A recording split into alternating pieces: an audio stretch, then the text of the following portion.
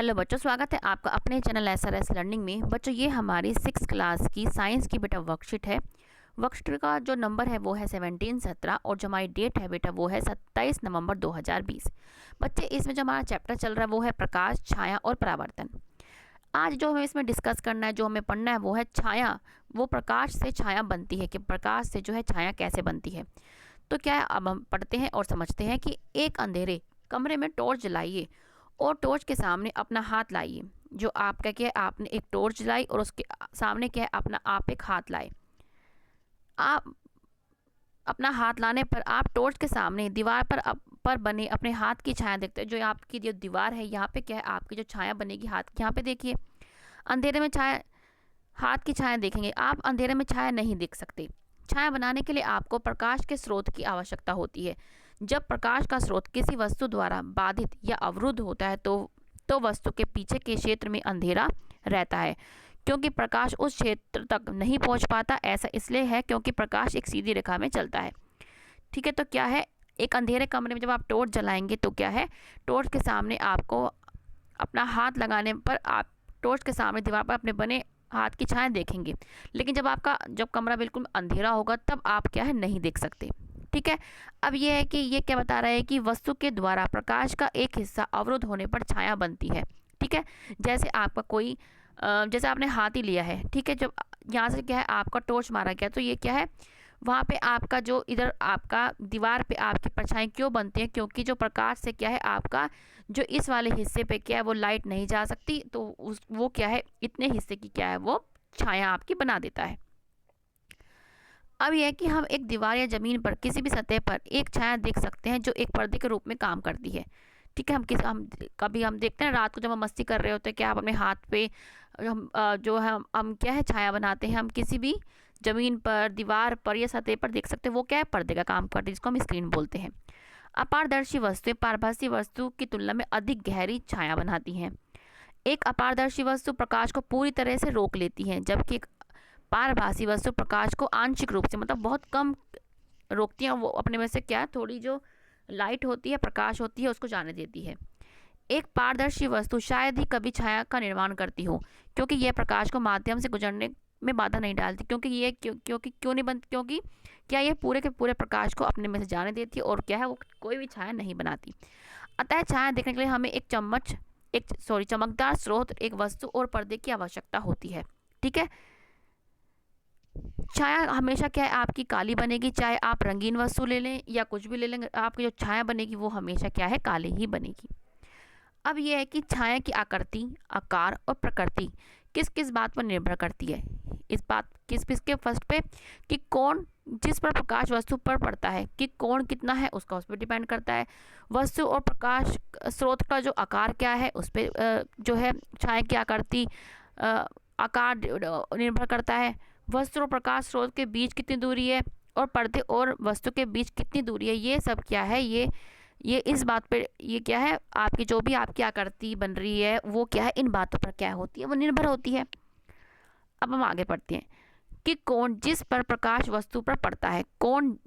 ठीक है, यदि हम दिन के समय एक पेड़ की छाया का निरीक्षण करते हैं, जैसे आपको ये पेड़ दे रखा है, ठीक है, तो हम ध्यान देंगे कि छाया की लंबाई समय के साथ बदलती है। क्या है, देखो, जब यहाँ पे सूरज था तब इसकी ऐसी थी, तब यहाँ पे आया तब ऐसी हो गई। क्या है, समय के साथ साथ क्या है, इसकी परछाई भी जो है बदलती रहती है।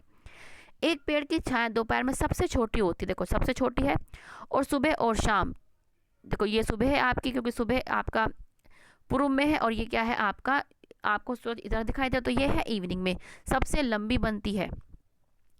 इसी तथ्य ने मतलब इसी की वजह से कि जो दोपहर की जो है जो छाया होती है वो छोटी बनती है, सुबह की लंबी बनती है और शाम की भी लंबी बनती है। इसी तरीके से कि पुराने के लोग, क्योंकि पुराने ज़माने में घड़ियाँ नहीं हुआ करती थी, इसी से क्या है, इसकी मदद से ही क्या है पुराने लोग जो है समय का पता लगाया करते थे। अब हमारा ये क्वेश्चन है कि एक टॉर्च तारे के आकार के कार्ड पर चमकती है। जैसे आपकी टॉर्च है, ये क्या है, ये आपका तारा लिया गया है, कार्ड पर चमकती है, और कार्ड के पीछे ये आपका कार्ड है और उसके पीछे क्या है, रखे पर्दे पर एक छाया बनती है, जो आपकी ये छाया जिसको शैडो बनती है। यदि टॉर्च को कार्ड से दूर ले जाया जाता है, जैसे ये आपकी टॉर्च है, टॉर्च को क्या है तार से बहुत जो दूर ले जाया जाए तो छाया के आकार में क्या परिवर्तन आएगा, तो क्या होगा, आप खुद सोचिए कि आप ये घर में भी करके देख सकते हैं कि जब आप टॉर्च को क्या है किसी वस्तु से दूर ले जाएंगे तो क्या है, आपका जो आकार होगा, वस्तु का आकार क्या होगा, बड़ा होता जाएगा। क्या आप क्या लिख देंगे, वस्तु का आकार जो होगा वो आकार बड़ा हो जाएगा, बड़ा हो जाएगा। ठीक है, तो ये आपका क्या होगा कि जब हम वस्तु को प्रकाश स्रोत से दूर ले जाएंगे या प्रकाश स्रोत को वस्तु से दूर ले जाएंगे तो क्या होगा, हमारी जो शेडो बनेगी, जो हमारी आकृति, जो हमारी छाया बनेगी, वो क्या होगी, वो बहुत बड़ी बनेगी। ठीक है बच्चों, तो हम इसके अब क्वेश्चन आंसर पे आते हैं कि छाया क्या है, एक छाया कब बनती है, एक छाया किसी वस्तु के बारे में क्या जानकारी देती है। ये बच्चों आपके लिए लिखा गया है। ये फर्स्ट क्वेश्चन है कि छाया पर्दे पर बनने वाला एक काला क्षेत्र होता है। ठीक है, जो काला क्षेत्र कोई भी शेप का हो सकता है, वो काला क्षेत्र होता है। वस्तु के द्वारा प्रकाश का एक हिस्सा अवरुद्ध होने पर छाया का निर्माण होता है। ठीक है, जब जैसे मैंने आपको हाथ का ही सिखाया, जब क्या है, वस्तु के द्वारा प्रकाश का एक हिस्सा, जब ये कोई वस्तु, यहाँ से मैं क्या है प्रकाश मार रही हूँ, ठीक है, अब क्या है ये हिस्सा, ये क्या है हिस्सा अवरुद्ध होगा, क्योंकि ये मेरा हाथ जो है ये आपका क्या होता है, अपारदर्शी होता है, ये अपने में से प्रकाश को नहीं गुजरने देता। तो इसी के से क्या होता है, हमारी छाया का निर्माण होता है। कैसे कि आसपास इससे क्या होती है, प्रकाश जाता है और वो क्या है, छाया का निर्माण करता है।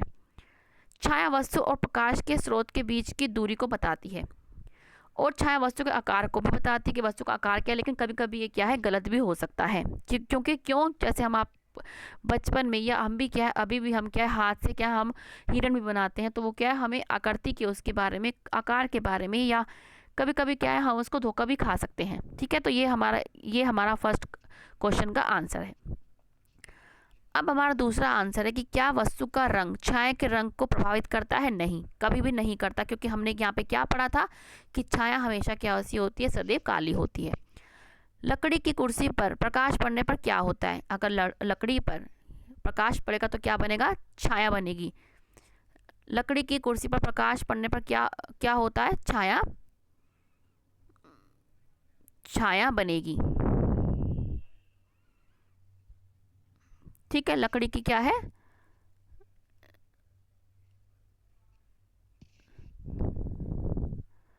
लकड़ी की छाया बनेगी।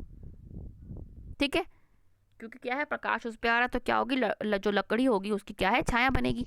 अब दूसरा क्वेश्चन क्या है हमारा कि एक पेड़ की छाया दोपहर के समय, आपने ऊपर भी पढ़ा था, क्या दोपहर के समय सबसे छोटी होती है। ठीक है, एक पेड़ की छाया दोपहर के समय छोटी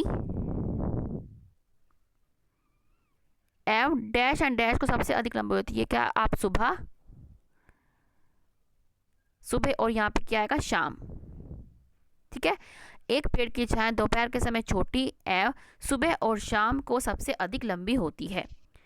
अब हमारा फिफ्थ क्वेश्चन है कि नीचे दिए गए आंकड़े पर गौर करिए, हमें क्या एक्स वाई जेड हमें पहचानना है। ये आपका क्या है, ये वाई है, ये क्या है आपका प्रकाश का स्रोत, ये क्या है आपका कुछ भी हो सकता है। ठीक है, ये क्या है, इसमें क्या है, टॉर्च, तो आप क्या लिखेंगे, प्रकाश का स्रोत।